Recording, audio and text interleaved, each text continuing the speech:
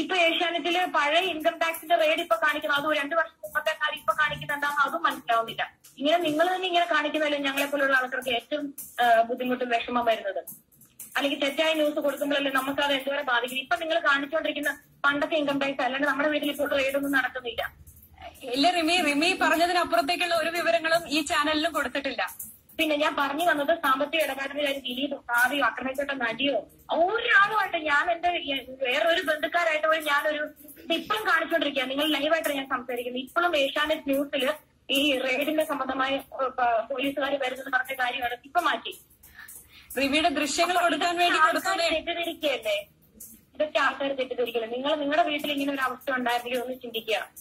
അത് മാത്രമേ ഞാൻ പറയുള്ളൂ. എന്തെങ്കിലും ന്യൂസ് ഉണ്ടെങ്കിൽ പോലീസിന് ഒരു കറക്റ്റ് ഇൻഫർമേഷൻ കിട്ടിയതിനു ശേഷം പറഞ്ഞിരുന്നെങ്കിൽ. അല്ലെങ്കിൽ സാമ്പത്തിക ഇടപാട് ഒറ്റ കാര്യം മതിയല്ലോ. ഒരു 5 പൈസയുടെ ഇടപാട് ആർക്കെങ്കിലും ധൈര്യം ഇവർ